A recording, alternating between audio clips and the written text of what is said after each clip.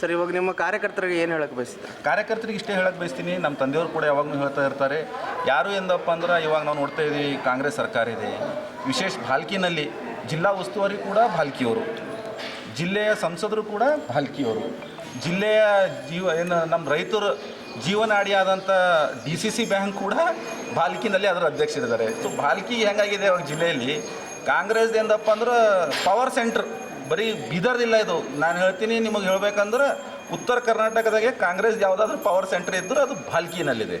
ಇಷ್ಟೆಲ್ಲ ಇದ್ದರೂ ಕೂಡ ನಮ್ಮ ಕಾರ್ಯಕರ್ತರು ಯಾರು ಎಂದಪ್ಪ ಎಲ್ಲಿ ಗುಡ್ದಂಗೆ ಧೈರ್ಯದಿಂದ ನಾವು ಪಕ್ಷದ ಸಂಘಟನೆ ಮಾಡ್ತಾ ಇದ್ದೀವಿ. ಕಾರ್ಯಕರ್ತರಿಗೆ ಹೇಳಕ್ಕೆ ಬಯಸ್ತೀವಿ, ಯಾವಾಗೂ ನೀವೆಲ್ಲ ಮಾಡಿರಿ, ಕೆಲಸ ಮಾಡಿರಿ, ನಾವೆಲ್ಲರೂ ಸೇರಿ ಕೆಲಸ ಮಾಡೋಣ, ನಿಮ್ಮ ಜೊತೆಲಿ ಸದಾಕಾಲ ನಾವಿರ್ತೀವಿ. ಅಂದರೆ ಸರ್, ಈಶ್ವರ್ ಖಂಡ್ರೆ ಅವರು ತುಂಬ ಪವರ್ಫುಲ್ ವ್ಯಕ್ತಿ ಅಂತ ಹೇಳ್ತಿದ್ದಾರೆ. ಅಲ್ಲ, ನಾನು ಅವ್ರು ಪವರ್ಫುಲ್ ವ್ಯಕ್ತಿ ಅಂತ ನಾನು ಹೇಳ್ತಾ ಇಲ್ಲ. ಆದರೆ ಇವತ್ತು ನೋಡಿ, ನಾವು ಪ್ರಜಾತಂತ್ರದಲ್ಲಿ ಇರ್ತಾ ಇದ್ದೀವಿ.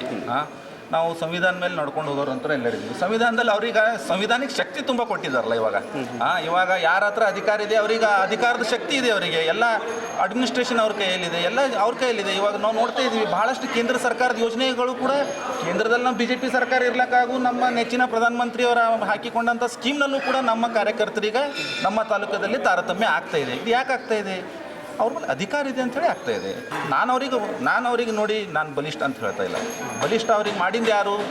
ನಮ್ಮ ಸಂವಿಧಾನ ಅವ್ರಿಗೆ ಅಧಿಕಾರ ಕೊಟ್ಟಿದೆ, ಅದರಿಂದ ಅವರು ಆಡಳಿತಾತ್ಮಕವಾಗಿ ಅವ್ರಿಗೆ ಇವತ್ತು ಶಕ್ತಿ ಇದೆ ಅಂತ ನಾನು ಹೇಳಕ್ಕೆ ಬಯಸ್ತೀನಿ. ಸರಿ, ಧನ್ಯವಾದ.